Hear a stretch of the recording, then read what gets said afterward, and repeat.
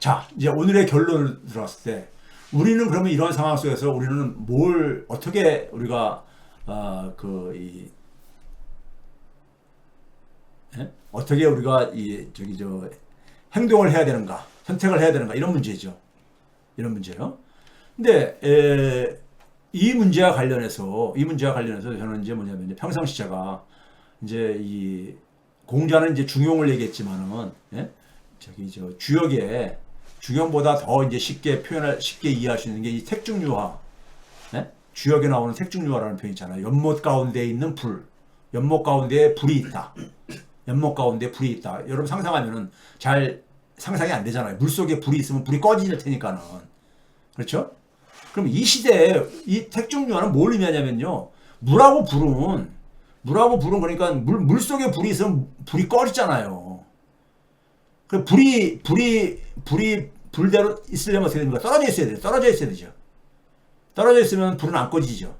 물과 불이 그러니까는 서로가 그러니까 상극적인 관계로 우리가 일단 보이잖아요. 물과 불은요.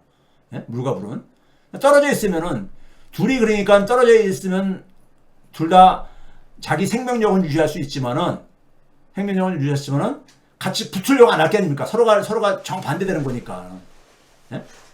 우리가 사물은 인간 세상이든 자연 세상이든 간에 다 상반되는 것을 존재합니다. 인간 세상만 하더라도 남자와 여자 정반대되는 존재잖아요. 자연현상 낮과 밤 정반대되는 거잖아요. 그렇죠? 이게 떨어져 있으면요 아무 의미가 없습니다. 남자 여자가 떨어져 있으면 생명을 못 만들어내잖아요. 생명을 못 만들어내잖아요. 이게 그러니까 서로가 결합되고 그래가지고 순환해야 할 때만이 새로운 변화를 만들어낼 수 있는 거예요. 새로운 변화를. 그러니까 물하고 불이 서로가 결합이 되면은 물을 끓게 만들어주잖아요. 물을 끓게 만들어주면 물이 그러니까 변화가 생기잖아요. 액체에서 기체를 이렇게 일단 물질적으로 변하고 그러잖아요. 그러니까 변화와 혁신이 그러니까는 필요한 거잖아요. 가만히 멈춰 있는 거는 변화가 없는 거고 생명력이 없는 거잖아요. 낮과 밤이 그러니까 하나로 합쳐져야지만이 하나 결합돼야지만이 하루라는 게 생기게 되고 하루가 그러니까 이게 쌓여가지고 계절이 변화하고 이러는 거잖아요. 사계절이 변화하고 하는 거 아닙니까? 자연 세계에 그러니까 우리가 이 변화를 만들어내는 거잖아요. 소위 말해 새로운 창조가 되려면은 서로가 상반되는 것들이 서로가 결합되고 순환하고 조화를 이루어야 되는 거예요. 그게 택중유화가 담겨있는 뜻이잖아요. 택중유화가. 그렇죠? 그러면 지금 대한민국이 놓여있는 현실, 대한민국하고 미국, 대한민국하고 일본 했을 때 보게 되면은 서로 국가 이익으로 봤을 때는 충돌하잖아요. 충돌한다는 점에서는 갈등을 갖고 있는 관계잖아요. 이걸 어떻게 우리가 벗어나야 되느냐? 이거 관련해가지고 우리한테 지혜가 필요한 건 택중유화라 이거예요. 자, 이걸 좀 오늘 얘기하려고 하는 겁니다. 이것과 관련해서 우리가 올해 이제 다시 민주주의가 부활되는 해 아닙니까? 윤석열은 사실상 생명이 끝난 존재고요. 사회적 존재고. 근데 올해 부활시킬 K민주주의는요. 저는 21세기 3.1운동 해야 된다 이런 얘기를 해요. 3.1운동이요. 왜 그러냐면 여기서 우리가 3.1운동을 다시 한번 좀 반출을 해봅시다. 3.1운동이요 여러분들 세계사적으로 굉장히 의미 있는 겁니다. 국내적으로 뿐만 아니라 국내적으로 우리는 너무나 상식적으로 가다 보니까는 3.1운동에 대해서는 이해가 좀 우리가 부족한 경우들이 많은데 3.1운동은 세계사적인 사건이었습니다. 3.1운동이 일어나고 우리가 흔히 중국에서 5.4운동이 일어나고 인도나 다른 많은 나라들에서 식민지 해방운동들이 막 전개되어집니다. 전개되어지는데 불을 붙여요. 3.1운동 전에 뭐가 있었습니까요? 윌슨이 1차 세계대전이 끝나고 나서 이 민족 자결주의 우리가 흔히 알고 있는 이런 분위기가 있었던 때잖아요. 근데 민족 자결주의가 있었을 때 그거를 외신에서 그런 게 딱 소식이 들어왔다고 보세요. 미국의 대통령이 각국의 운명은 스스로가 결정해야 된다 이런 얘기를 했대. 얼마나 막 반가운 소리예요. 근데 왜 독립운동으로 발전 안 했을까요? 이 윌슨이 말한 민족 자결주의는 뭐냐면은 그 1차 세계대전 때 서로 쌈이 일어났잖아요.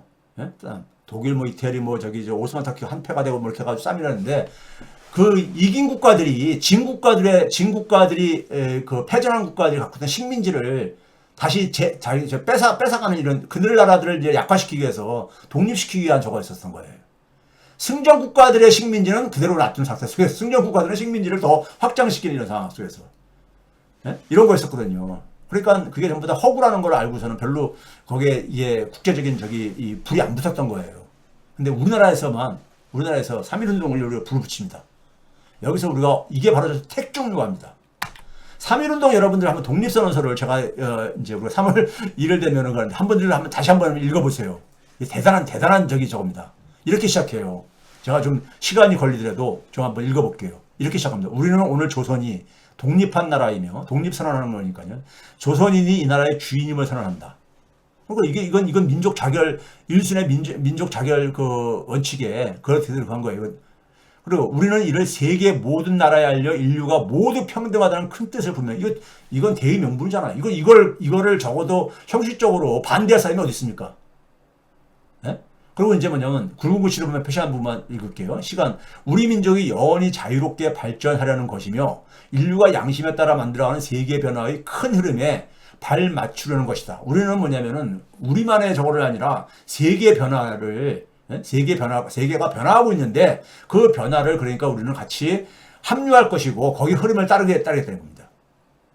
이런 얘기를 해요. 세계사적인 이 의미를 얘기를 합니다. 그리고 이제 무슨 얘기를 하냐면은 맨 밑에 이제 하면서 우리 스스로 살아갈 권리를 빼앗긴 고통은 헤아릴 수 없지만은 정신을 발달시킬 기회가 가로막힌 아픔. 이게 뭐 이 육체적인 저것도 하지만 정신을 발달시킬 기회. 그러니까 민족의 존엄함에 상처받은 아픔 또한 얼마이며 그 결과로 새로운 기술과 독창성으로 조선이 그러니까 새로운 기술을 만들어내고 독창성을 발휘하게 되면 세계 문화에 기여하는 게 아니냐 이거예요. 세계 문화에 기여할 기회까지 그러니까 우리는 이러니까 조선이 식민지가 되게 되면은 조선이 독립을 못하게 되면은 인류 세계에도 손해다 이거예요. 그 인류 세계에 그러니까는 의미를 그러니까는 갖다 결합을 시킵니다. 결합을 시켜요. 여러분들 이 당시에 1919년이잖아요. 독립선언 3.1운동이요. 이 당시는 우리가 일본한테 강제 합병당한 지가 한 10여 년 지나가는 이런 시점이잖아요. 그렇죠? 10여 년 정도 되는 시점이잖아요. 이 당시에 상황이 어땠겠습니까? 국내는 많이 분열되어 있었습니다. 엘리트들 간에도. 근데 그들을 다 그러니까 하나로 이렇게 모으려면 있잖아요. 모으려면은 동의할 수 있는 문장을 만들어야 되는 거예요. 동의할 수 있는 문장을. 독립 추진에 이제 그리고 이제 문장이 이어지는 게 제가 볼 때는 독립 추진의 명분을 대해서 오는데 무슨 얘기면 이런 얘기합니다. 여기 이제 이 고통을 벗어나려면 그다음에 국가 정의를 다시 세우려면 사람들이 저마다 인격을 발달시키고 우리 가여운 자녀에게 고통스러운 유산 대신 완전한 행복을 주려면 우리에게 가장 급한 일은 민족의 독립을 확실하게 하는 것이다. 이건 그러니까 일단 내부 통합을 위해 가지고 우리가 지금 이렇게 나서는 이유는 우리 자손들에게 그러니까 우리 자녀들을 위한 일이다 이거예요. 그 다음에 오늘 우리 2천만 조선인은 저마다 가슴에 칼을 품었다. 모든 인류와 시대의 양심은 정의 군대와 인도의 방패가 되어 우리를 지켜주고 있다. 우리는 뭐냐면 우리는 전 세계 인류와 공감할 수 있는 지금 그런 얘기를 하고 있는 거라 이거예요. 그리고 이제 그런 얘기입니다. 우리 조선 사람이 스스로를 채찍질하기도 바쁜 우리에게는 남을 원망할 여유가 없다. 일본 제국주의를 막 비난하는 이런 얘기를 하지 않겠다 이거예요.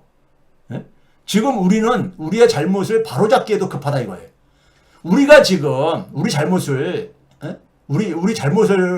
우리가 성찰을 하겠다 이거예요. 잡기에도 급해서 과거의 잘못을 따질 여유도 없다 이거예요. 지금 우리가 할 일은 우리 자신을 바로 세우는 것이지 남을 파괴하는 것이 아니다. 이런 얘기를 해요. 그 지금 뭐냐면 그래가지고 결코 오랜 원한과 한순간의 감정으로 셈이 나서 남을 쫓아내는 것이 아니다. 일본을 그러니까 조선에서 쫓아내려고 하는 게 무슨 감정적인 이런 게 아니라 우리는 단지 일본이 지금 하고 있는 게 뭐냐면 낡은 생각과 낡은 세력에 이들의 그러니까 일부 정치인들이 공명심을 가지고 예? 공명심으로 그러니까는 이런 지금 조선을 희생시킨 이런 저 짓을 했는데 이걸 바로잡고 그래서 올바른 세상으로 되돌리려고 하는 것이다. 굉장히 이건 우아한 저거잖아요. 그냥 무슨 뭐 분노와 비난의 그런 글이 아니라 그 다음에 이제 여기에서 이제 갑니다. 또한 울분과 원한에 사무친 2천만 조선인을 힘으로 억누르는 것은 동양의 평화를 보장하는 길이 아니다. 그 논리가 굉장히 강합니다. 왜 그렇습니까? 이게 이제 안중근도 그 얘기한 거 아닙니까?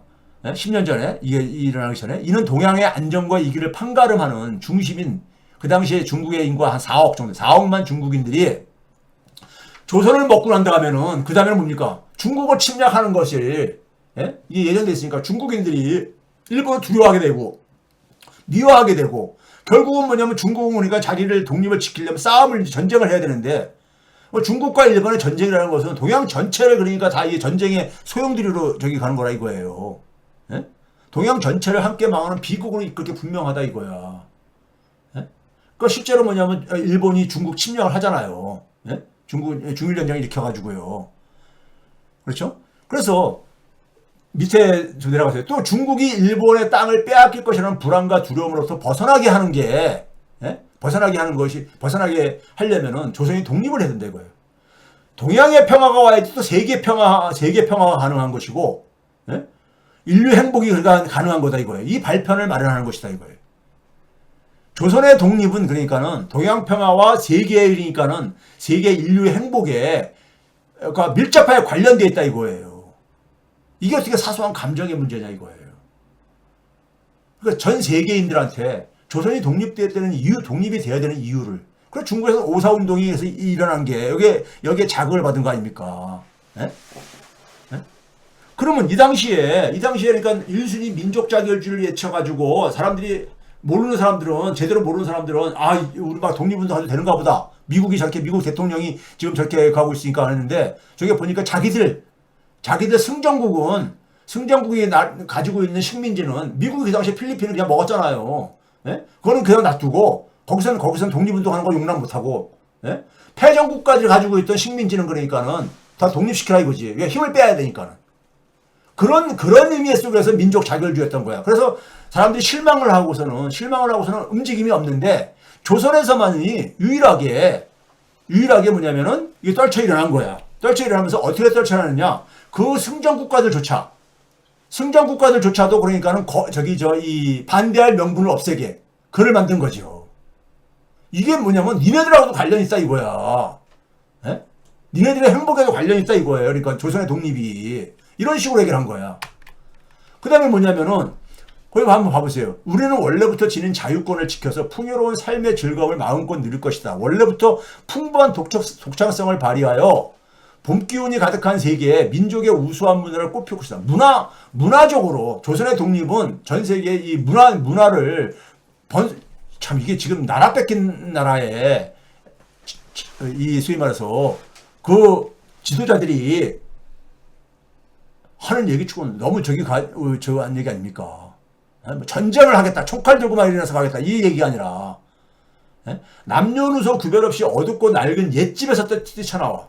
그러니까 우리가 그동안에 우리 집이 낡아가지고 다 무너지는 이런 집이었었는데 이걸 이제 그러니까 우리는 이걸 이제 버리고 그러니까 새로운 세상을 만들겠다는 거야. 조선 자체를 새롭게 만드는데 그 속에서 필요한 것 중에 하나가 뭐냐면 독립이다 이거예요. 그래야지만 자유 권리를 그러니까 확보하게 되고 그래야지만이 인류 세계에 그러니까는 인류 세계 문화와 인류 세계에 그러니까는 이 기술에 기여를 할 수 있다 이거예요. 인류 세상 모두 함께 즐겁고 새롭게 대선할 것이다. 이런 얘기를 한다고요. 그러면서 이제 마지막에 3가지 약속을 하죠. 우리의 독립선언은 정의, 인도, 생존, 존영을 위한 민족의 요구다 이거예요. 우리 자유로운 정신을 드날리기 위해서 배타적 감정으로 하지 않겠다 이거예요. 누구를 그러니까 미워하고 하는 걸로 하는 게 아니라 이거예요. 네? 이런 얘기를 해요. 이런 얘기를 한 이유는 뭡니까요? 당시에 그러니까는 1919년이니까는 1차 세상이 끝나고 이제 그러니까 전후 패권을 정리하는 이 시기잖아요.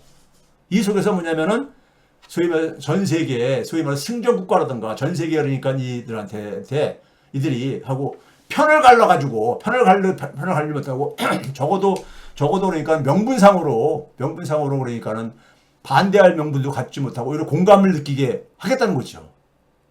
이거는 이런 식의 내용을 어느 누가 여기에 대해서 반대를 하겠어요.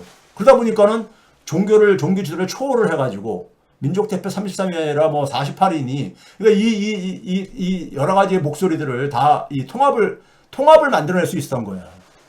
통합을. 당시에 이거 하게 되면 다 깜빵 끌려가는 거 다 알면서도, 예? 모든, 그 종교인들이 기독교, 천도교, 뭐, 할 것 없이 불교, 할 것 없이 모이고, 당시에 많은 사람들이 패배주의에 빠져가지고, 예? 참 눈치 보고 이렇게 막 분열되어 있는 상황 속에서, 예? 전체 민족 구성원이 떨치고 일어날 수 있게 하려면은요, 불을 붙이려면은 어떻게 해야 되는 겁니까요? 우리가 하는 것에 대한 대의 명분을 그러니까 공감을 얻을 수 있게 해야 되는 거예요. 이렇게 만든 거죠. 그랬을 때 제가 이제 3.1 운동, 3.1 운동이 되야 된다 하는 정신을 구한다는 얘기는 바로 색중유화를 하는 겁니다. 이게 3.1 운동은 하나의 3.1 운동을 우리 대한민국의 출발점으로 잡고 있잖아요. 헌법에서. 예? 헌법에서요. 그렇죠? 자, 그러면 그 새로운 집이 만들어진 거야. 새로운 집이. 그러니까 낡은 집이 이제 우리가 이 무너진 것에 대해서 남을 탓하지 않고 우리 자신을 가면서 낡은 집에서 나와가지고, 예? 이제 새로운 집을 이제 우리가 새로운 세상을 열겠다 이거잖아요. 그럼 윤석열 정권은 지금 뭐냐면 낡은 시대가 끝난 거잖아요. 이 끝난 이유는 제가 그랬죠. 제가 여러분들에게 지난 한 2번에 걸쳐서 윤석열 사태를 보고서는 기본적으로 보고서 제가 처음 느꼈던 게 뭐냐면 자부월족. 이게 한편의 코미디다. 오히려 천우신조가 될 것이다. 제가 그랬잖아요. 그 제가 뭐냐면 여러분들한테도 그랬고 제 처한테 옆에서 제 처가 아주 그냥 잠을 못 자고 이제 가더라고요. 이게 우리나라 제 처만이 아니라 대한민국 국민들이 전부 다 그러니까 수면장애들 걸려 있잖아요. 이게 혹시 무슨 일이 일어났는가 새벽에 그 밤 사이에 이렇게 해가지고 사람들 전부 다 근심 고통거려. 심지어 유시민 작가도 그러더라고. 자기도 그러니까 이게 수면 정화에 그랬다고. 예? 근데 제가 이제 저는 그러잖아요. 걱정하지 말라고. 다 정리될 거라고. 첫째, 오히려 천우신조가 다. 왜냐면 만약에 윤석열이 비상계엄 안 했어봐요. 안 하면 지금 뭡니까? 지금 여전히 윤석열 정부를 가지고 우리가 맨날 지금까지 뭐 할 겁니까? 김건희 특검 받아라 이 얘기만 계속해서 하고 있을 상황이야. 예? 윤석열이 저렇게 깜빵에 구속되게 된 것은 뭡니까? 윤석열 자기 자신이 자기 발등 찍은 거잖아요. 민주당이 집어쳐놓은 거 아니잖아요. 국민이 뭐 갖다 집어넣은 거 아니잖아요. 자기 자신이 스스로 그걸로 들어간 거야. 근데 윤석열이 저거 안 했어봐요. 지금 그게 가능하겠어요? 윤석열 지금 그러니까 이제 소위 말해서 신년 나와가지고 신년 뭡니까 각 정부 부서들로부터 저거 업무 받고 뭐 소리하고 이럴 게 아닙니까? 예? 그러니까 이거를 제가 걱정하지 말라고 한 배경은요. 윤석열 시대는 끝났다고 첫 번째 본 거예요. 윤석열 체포가 저는 이거는 그냥 그대로 갈 거니까 너무 걱정하지 말아라 제가 했었잖아요. 왜냐면은 이게 윤석열이라는 것은 법기술자잖아요. 예? 근데 이 정치검사들은 우리나라 특권층들은 법 위에서 검사들은 자기들은 법 위에 존재한다고 생각하잖아. 자기들은 법 적용의 예외로 존재로 생각하잖아요. 특히 정치검사들은. 그러니까 법 위에서 평생을 살아왔는데 대통령이 되고 나니까 그 다음에 뭡니까요? 대통령이 되니까 절대 권력자라고 해가 됐다고 착각한 거지. 그러니까 왕자 쓰고 산 거야. 왕자 쓰고. 예? 그런데 국회가 지금 말을 안 들어. 내가 왕인데. 예? 그러니까 뭡니까? 자기는 헌법기관인 국회보다도 위에 존재하다는 사고가 없으면은 이건 일어날 수가 없는 거예요. 국회를 해산시키려고 했던 거잖아요. 예? 그러면 이 자체가 유언이자 유법이란 말이에요. 예? 유언이자 유법이란 말이에요. 그러면 근데 이거 유언이고 유법인데 윤석열 패거리들은 뭡니까? 비상계엄은 통치행위다. 이런 개소리 하고 있잖아요. 죄송합니다. 근데 이건 그렇게뿐이 표현할 게 없어. 개소리라는 표현뿐이. 그럼 뭡니까? 대한민국의 사법체계를 충돌은 이미 예견됐던 거야. 지금 사법체계 속에서는 이게 위헌이고 위법이라고 얘기를 하고 있는데 이거 위법 아니야. 이거 통치행위야. 이러면 대한민국 사법체계를 부정하는 거잖아. 근데 대한민국 사법체계 속에서 가장 혜택을 보는 게 어떤 존재들입니까? 특권층들이야. 특권층들인 겁니다. 네? 그 특권층들이 자기들의 기반을 그러니까는 부정하는 거야. 네? 부정하는 거야. 여러분 법이라는 것은 모든 국민에게 똑같이 적용되지 않잖아요. 네? 일반 국민은 더 그 이상으로 법률에 규정한 것 이상으로 피해보는 경우도 많잖아요. 그러니까요. 예? 우리가 뭐 유전무죄, 무전유죄 이게 이야기가 왜 나온 겁니까? 그렇죠? 그러니까 윤석열은 뭐냐면 자기가 국가라는 소위 21세기 유신체제. 윤석열의 비상계엄은 뭐냐면 21세기 유신체제. 세력의 반란을 일으킨 거야. 소위 대한민국판 앙샹 레짐이죠. 예? 박정희를 꿈꾼 거야. 박정희가 그러니까는 저 유신 헌법 해가지고 종신 총통을 하겠다고 한 것을 이게 꿈꾼 거야. 근데 이게 이래 보면은 대한민국의 소위 말해서 87년 헌법에 정면 충돌하는 거잖아. 근데 그 법체계 사법체계 속에서 가장 혜택을 본 게 누구냐? 우리나라 보수 세력들이야. 대한민국 체제가 사법체계 위에 있는 거잖아요. 대한민국 체제는 기본적으로 보수 기득권들이 우위를 점하고 있는 체제야. 이건 반체제지. 윤석열의 말로 반체제 인사가 돼버린 거야. 스스로가. 반체제 인사로 자기 자신을 전락시켜버린 거야. 자기의 적을 굉장히 많이 만든 거지. 그러니까 비상계엄하고 나서 국민들의 70% 이상이 반대했던 이유가 거기 70%는 누구도 포함되는 겁니까? 많은 보수 세력들도 거기에 그걸 반대했던 거 아닙니까? 이게 반체제 성격을 갖고 있기 때문인 거예요. 스스로가 반체제 인사로 반체제 인사로 스스로를 그러니까 떨어뜨린 거야. 그러니까 실패하지요. 이거는 깜빵 가지요. 구속될 수밖에 없지요. 이런 성격이었던 거야. 저는 딱 그게 정리가 돼가지고 와이프한테도 그래서 이게 지금 신경 걱정 쓸 필요가 없다 제가 이렇게 얘기한 거예요. 이건 반체제 반란이었던 거예요. 이거 봐보세요.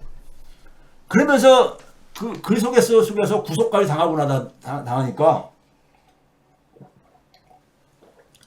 갈수록 그러니까 거짓말과 추태를 계속해서 보이는 끝판왕이잖아요. 추태 끝판왕을 보이잖아요. 예? 대표적인 게 뭡니까? 지난번에 나왔듯이 포고령 그거 잘못 뺏겼다. 김용현이 지 고등학교 선배지만 부하한테 떠넘긴 거잖아요. 근데 김용현이 뭐랬을 것 같고 윤석열이 검토했다. 윤석열이 그 자기 저 대통령실에 저 놓고 있는 게 바로 뭡니까요? The buck stops here. 이게 뭡니까? 모든 책임은 내가 진다 하는 미국의 누굽니까? 트루만입니까? 아이젠하워입니까? 누가 저거 얘기한 것을 그러니까는. 예? 근데 이거를 이제 그러니까는 조롱을 해가지고 The buck stops there. 남에게 떠넘기는 이런 걸로 이제 묘사가 되고 이제 그러지 않았습니까요? 이게 얼마나 추태야. 예? 이렇게까지 추하게 망가지는 거예요. 그럼 우리가 그래서 제가 이제 지난번에 그랬잖아요. 윤석열 사태에서 우리가 가야 될 것은 뭐냐면은 대한민국에서 이런 일이 반복되지 않게 해야 되는 것이 윤석열이라는 괴물은 우리 사회가 만들어낸 거예요. 달나라에서 떨어진 게 아니라. 그래서 제가 뭐랬습니까? 저는 뭐냐면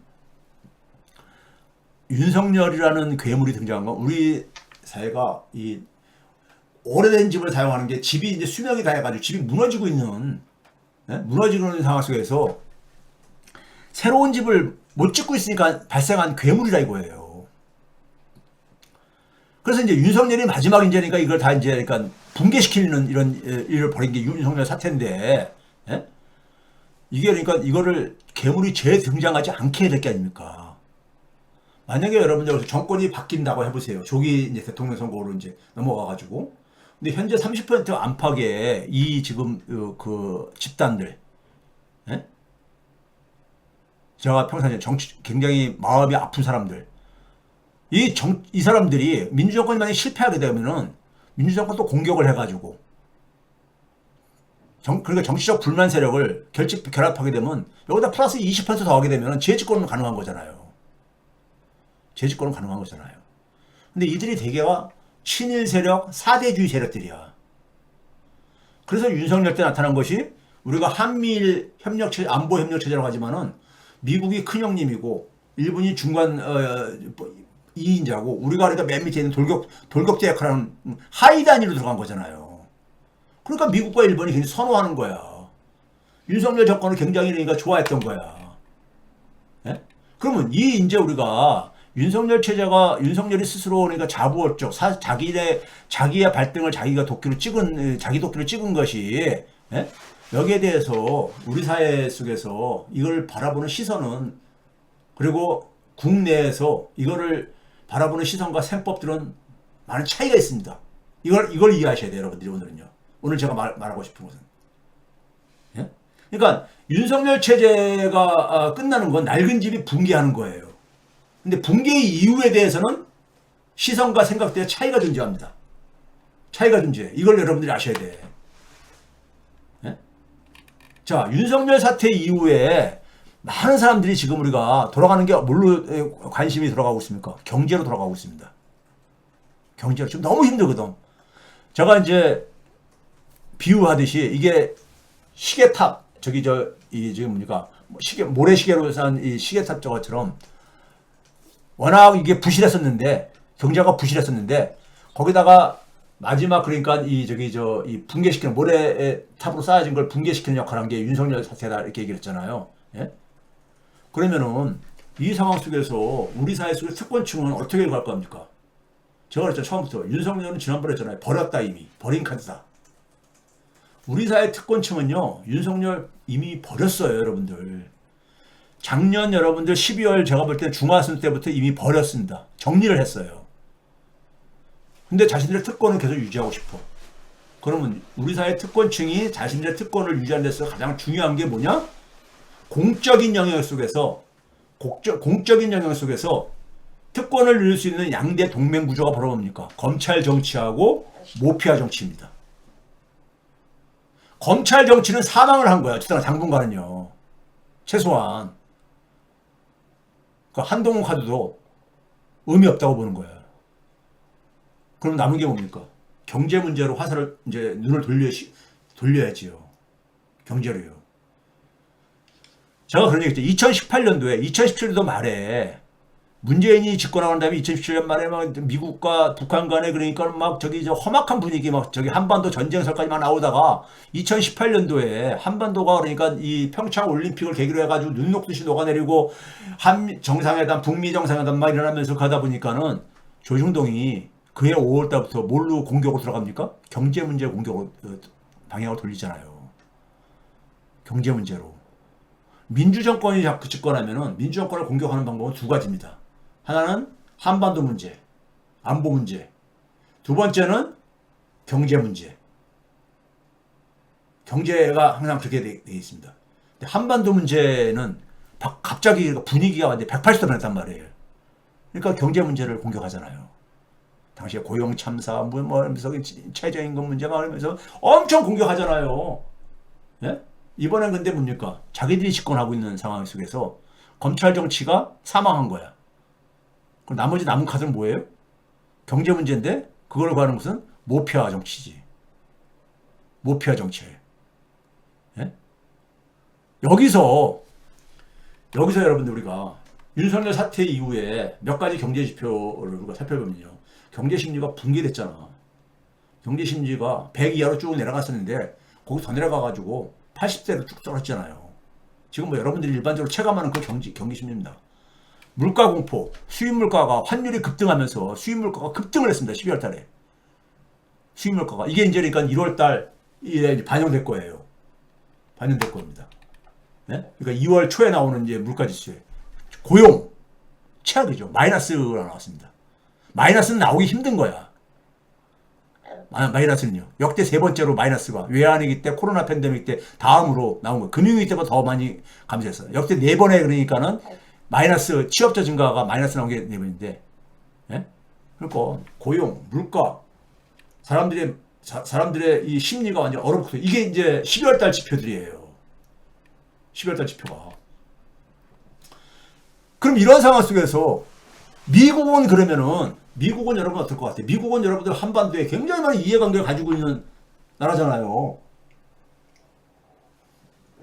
윤석열이 국내에서는 인기 없어도, 그리고 미국이나 일본도 우습게 보지만은, 개인 윤석열은 우습게 보지만 얼마나 이뻤겠어. 얼마나 이뻤겠냐고요. 자기 말 잘 듣는, 하라면 하라는 대로 다 하고 앉아있는데 돌격대역 하라면서. 예? 그러니까 미국은 근데 뭐 어떻게 됩니까? 윤석열이 또 하는지 보니까 제가 멍청하게 자기 발등을 자기도 그렇게 찍었어.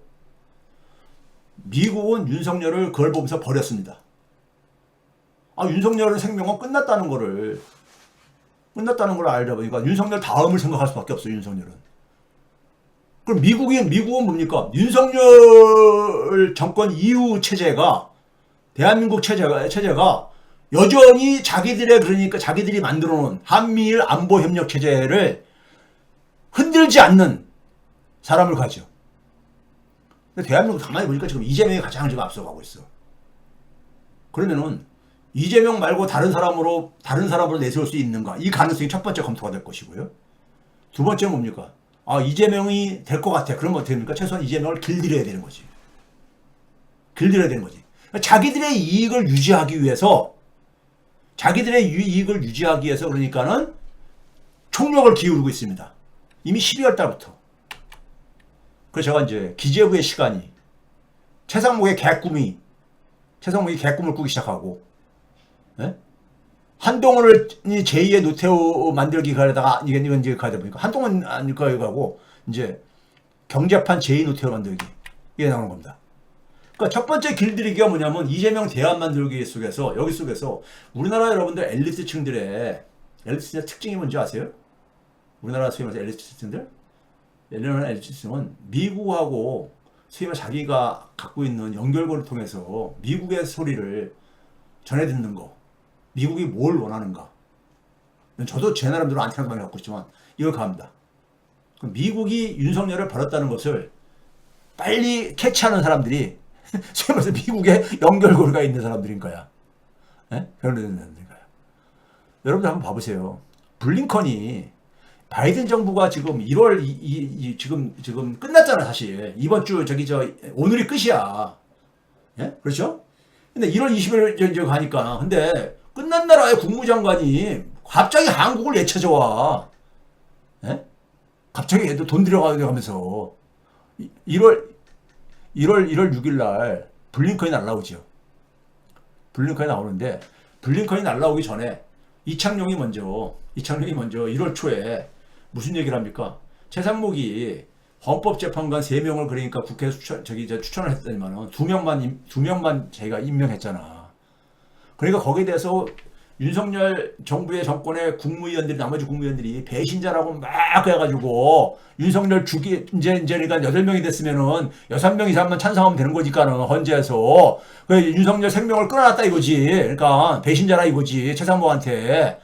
예? 그래 최상목이 막 이제 궁지에 몰리고 그러니까 이창용이 뭐라고 했습니까? 1월 2일 날 그 신년 이제 기자들하고 만나가지고 국민들을 대상으로 해가지고 고민 좀 하고 얘기해라. 이게 무슨 얘기예요? 이게 무슨 얘기냐고. 예? 야, 니네 지금 세상 돌아가는 거 지금 멍청한 소리들, 좀 멍청한 짓들 그만 좀 하라는 얘기야. 이렇게 멍청하냐고. 예? 말은 지금 그러니까 대한민국에 지금 그러니까 무슨 뭡니까? 이 국가 신뢰 지수 떨어진다 뭐 이런 얘기를 했지만 경제 메시지라고 하지만은 이건 정확하게 최상목 지원 저겁니다. 그리고 이창용은 미국의 분위기 저를 파악하고 저희 행사한 겁니다. 예? 자, 이창용 얘기 조금 뒤에 다시 더 얘기할게요. 그리고 블링컨이 날라오죠. 1월 6일 날. 그 예교부 장관하고 갑자기 그러니까 무슨 지금 중대한 일이라고 이 비상계엄 조치에 대해서 여기까지 한국까지 날아와가지고 무슨 이걸 회담을 하냐고요. 이게 회담할 사안이에요? 예? 지금? 예? 붕괴된 정권에 지금 예교 장관하고 심각한 우려. 이게 바로 미국이 윤석열을 벌였다는 공식적인 메시지를 전달하러 온 거예요. 이 국무위원들이 지금 정신을 못 차리고 가고 있으니까 공식적으로 와서 가는 거야. 와서 그러니까는 확인 사살하는 거야. 확인 사살. 윤석열이 지금 지금 굉장히 지금 위험한 짓을 했는데 심각한 우려를 간다면서 확인 사살을 한 거예요. 윤석열은 미국은 버렸다. 공식적으로 간 거야. 그리고 최상목 만나서 뭐랬습니까? 최상목의 리더십을 완전히 신뢰한다. 최상목을 지원. 이건 뭔지 아세요? 최상목 탄핵은 꿈도 꾸지 마라. 민주당한테 협박성 경고한 거야. 에? 협박성 경고한 거야. 최상목 탄핵은 꿈도 꾸지 마라. 이게 협박성 경고예요. 이거는 미국이. 에? 자, 이런 일들이 진행되는 건 뭐냐면 미국은 윤석열을 이미 12월 달에 제 안테나로는요 버렸어요. 버리고 뭐냐면 윤석열 이후를 생각하는데 윤석열 이후에서 가장 중요한 건 뭐냐? 한미일 안보협력 체제를 계속해서 그걸 확보하는 거야. 이게 가장 중요한 거야. 예? 고분고분하게 말 잘 듣는 그러니까. 그러면 우리가 윤석열 이 정치검사하고 모피아 정치 이 경제 관료들하고는 이건 일란성 쌍둥이잖아요. 윤석열 광기가 검찰개혁으로 이어진다면 최상목의 개꿈은 모피아 개혁으로 이어질 수밖에 없을 겁니다. 최상목의 개꿈을 꾸면 꿀수록. 이창용이 1월 16일 날 엊그저께 또 한마디 하죠. 최상목에 대해서 뭐라고 자기 보러 한국은행 총재가 무슨 정치적인 목소리를 내냐 이런 얘기들이 있는데 이게 무슨 정치적인 목소리 이건 경제 메시지다. 말 같은 소리라고 앉았어요. 이게 무슨 경제 메시지예요. 사실 정치와 경제는 분리가 안 되니까는 갖다 코에 걸면 코걸이 귀에 걸면 귀걸이죠. 예? 이건 뭐냐면 그랬잖아요. 대외 신뢰도가 돼서 걱정돼가지고 이 얘기 한 거다. 예? 그래서 저는 최권한대행이 대행이 돼서 또 탄핵당하면 대외 신뢰도가 어떻게 될지 모르겠다. 이게 무슨 소리예요? 블링컨하고 똑같은 얘기잖아. 최상목 탄핵하게 되면은 대외 신뢰도 떨어진다 이거야. 그럼 민주당은 알아서 하라 이거야. 네? 대한민국 그러니까 대외 신뢰도 떨어뜨리려면은 최상목 탄핵하면 니네들 책임이다 이거야. 네? 그러면서 못 가졌습니까? 추경할 필요를 명분을 깔아주는 거야. 이게 추경할 필요를. 왜? 지금 경제가 이렇게 망가진 상황 속에서는요. 조기 대선을 하게 되면은 정권 재창출이 힘들거든. 네? 그러면 일단 경제 수치를 끌어올리려면은 돈을 풀어야죠. 뭘 할 수 있는 게 단기간에 예? 적극적인 경기 부양하라 이거야. 경제를 망치고 나서는 정권 재창출은 불가능하다 이거야. 예? 그러니까 기재부가 바로 받아서 뭐 했습니까? 예? 지난해 12월 고용평가를 하면서 뭐냐면 그동안 전혀 안 하던 얘기를 연말에 일자리가 많이 줄어들었는데 마이너스가 됐는데 경기 하방 확률이 커지고 있다. 지난 9월 10월 달까지부터 경기 살아나고 있다가 12월 달 윤석열 사태로 인해서 갑자기 경기 하방 압력이 이게 뭡니까? 최상목은 뭐냐면 아직 올해 예산 집행도 안 했는데 경기 부양할 돈이 필요하면 땡겨서 먼저 집행하겠다 이런 얘기했는데 조기 예산 집행해서 최상목 머릿속에서는 지금요 추경 편성으로 입장 전환을 하기 위해서 뭐가 명분이 필요하잖아. 이걸 이창용이 깔아주는 겁니다. 이창용이 깔아주는 거야. 그러면서 여러분들 봐보세요. 1월 17일자에 중앙일보 매일경제 이런 데서 기사 나오는 거 봐보세요. 최상목 사실상 소통용. 여당의 미운털, 야당의 눈엣가시. 최상목은 미국에 저걸 알고 2명으로 올린 거야. 그러면서 뭐냐면 3명까지 왜 안 올렸냐?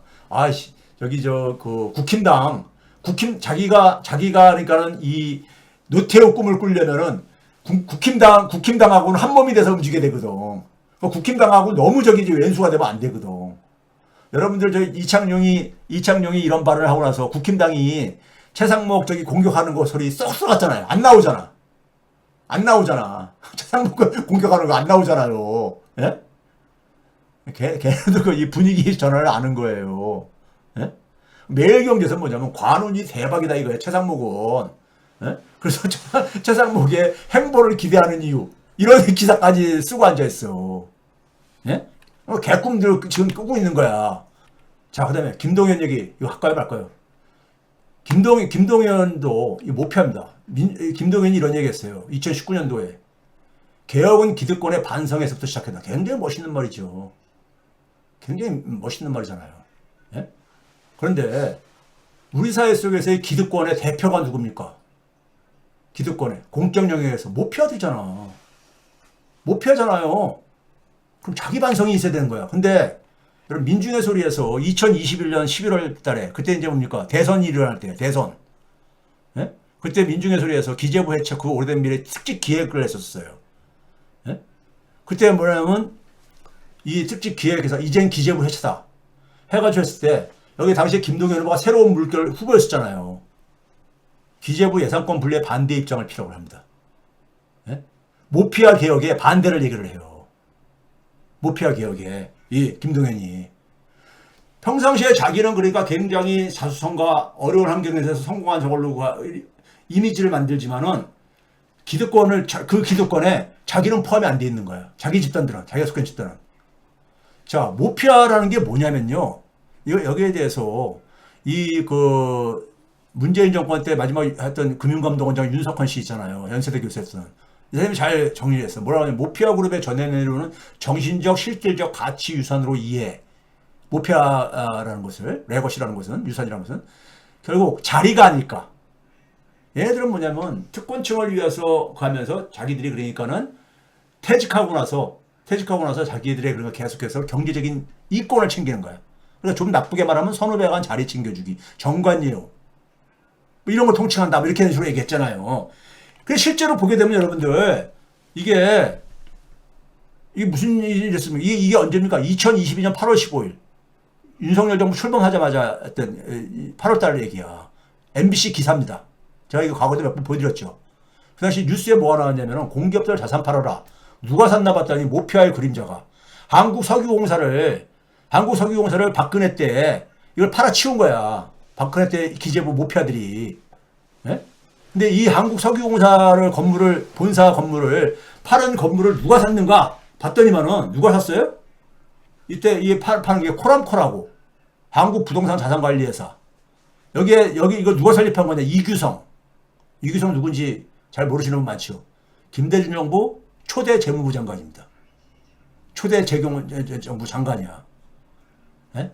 노태우 때 재무부 장관 했던 사람입니다. 예? 그래 멀쩡한 사업을 팔아가지고 585억 원이나 손에 입혔다 이거야. 예? 세폈다 이거예요. 그 얘네들이 그러니까 이 기재부 모피아들이 퇴직하고 나가서 만드는 하나의 이 사모펀드 회사가 한국부동산 자산관리회사 코랑코를 만들어가지고 이게 주로 뭐냐면 공기업이 갖고 있는 자산을 그러니까 싸게 사가지고 팔아가지고 그러니까 또 돈 그냥 땅 짓고 헤엄치기죠. 이걸 박근혜 때 유일호가 매각을 주도했고 그리고 자기는 퇴직하고 나서 여기에 가서 뭐하냐 사회이사 하는 거야.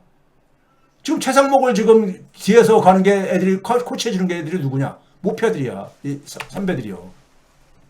그래서 MBC 뉴스에 스트레스에서 이런 얘기 했잖아요. 이거 2020년 관료인가 로비스트인가 줄줄이 건설업계로. 네? 이 국토부 출신들은 끝나고 나면 다 저 이익단체로 가가지고 그럽니다. 우리 대한민국 금융위원회와 이 기재부 출신들 다 가가지고 그 하듯이요. 네? 가서 뭐 하느냐? 자기 후배 공무원들한테 로비하는 역할을 하는 거야. 그거 하라고 엄청난 몇 억씩 그러니까 이 돈을 주면서 예? 자리를 만들어주고 그러는 거죠. 못하라고 하겠어. 그런 이익이 없으면은. 예? 이거 고스란히 누구한테 피해를 오느냐? 국민들한테 오는 거죠. 거기다가 여러분들 문재인 정부의 부동산 정책이 제가 실패했다고 하고서 얘기했잖아요. 이 출발점이 김동연이 딴지건 겁니다. 2017년에 당시에 그러니까는 김현미가 국토부 장관하고 할 때 보유세 인상 얘기하니까는 보이비스 인상 말 같지도 않은 소리 하지 마라. 당시에 추미애 의원이 대표했었어요. 민주당 대표. 필요하다면 초과다 많은 부동산 보유자에 대한 보유세 대부터 적극 검토해야 될 것이다. 그러니까는 김동연이 뭐냐면 바로 대놓고 반대를 합니다. 에? 반대를 해. 예, 세금은 기재부에서 사는데 기재부 딴지 거는 거야. 에?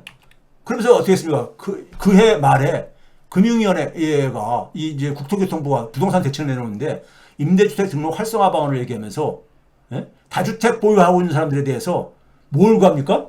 세금을 막 이제 인하해 주겠다고 하고 있고, 더 나아가서는 뭐냐면은 당시에 그러니까는 이 규제 대상 지역에서는 대출을 못 받게 했었는데 여기에 아파트 담보 기업 자금 대출은 제한을 해서 예외를 한다. 기업들은 이게 뭡니까요? 임대사업을 하는 기업들, 얘들은 그러니까 대출을 받게 해주겠다 이거야. 예? 투기지역 내 주택주택을 위한 기업 자금 대출을 허용한 거예요. 예? 이거 여러분 찾아보면 나와. 금융위원회 여러분들 이 보도자료에 있거든요. 김동연하고 홍남기가 문재인 정부의 1대, 2대 경제부총리 했잖아요. 모피아 1, 모피아 2일 뿐이야. 여러분 봐보세요. 김동연이 뭐랬습니까? 당시에 김동연도 전국민 25만 지원 동의하지 않는다. 예? 이런 얘기 하고 있었어. 홍남기만 얘기한 게 아니야. 적어도 김동연 있잖아요. 이 문제들에 대해서 자기 입장을 명확하게 얘기를 해줘야 된다. 자기가 잘못 생각한 건지 그렇지 않다면은 민주당 후보로서는 그러니까 꿈 깨세요. 민주당 후보가 되는 거예요. 이거 봐보세요. 스트레이트에서 MBC 뉴스에서 보이스 강화 집요하게 막은 모피아. 예? 그러니까 여기에 보게 되면 이 김수현 사회수석이든 김동연 경제부총리든 간에 다 마찬가지야. 이런 얘기 했잖아요. 예? 자, 이런 점에서 김동연 씨가 큰 꿈을 꾸려면은 자기의 과거의 이 문제에 대해서 지금도 여전히 이런 생각에 대해서 자기가 반성이 없다면은 적어도 민주당의 대통령 후보가 될 생각은 저는 불가능하다고 생각합니다. 꿈 깨야 된다고 생각합니다. 시대하고 안 맞아. 지금 정치검사 대통령에서 정치 경제 관료 이 시대를 그러니까는 가게 되면 대한민국은 더 나빠집니다. 예? 돈을 다 장악한 이 경제 관료들이 해보세요. 국민들이 어떻게 되겠습니까? 자, 오늘 제가 시간을 굉장히 그래가지고 썼는데 대한민국의 지금 K민주주의가 지금 세계가 바라보고 있어요. 세계가 바라보고 있습니다. 근데 윤석열 문제는 이제 더 이상 이제 그러니까 정리가 된 겁니다. 윤석열은 더 이상 에너지 낭비하지 마세요. 예? 윤석열은 더 이상 다 버린 카드야. 예? 윤석열은 지 살겠다고 지금 그러니까 저렇게 지금 내전 선동하고 이제 그러는데 그냥 지 혼자 저기 하다가 그냥 냅두시고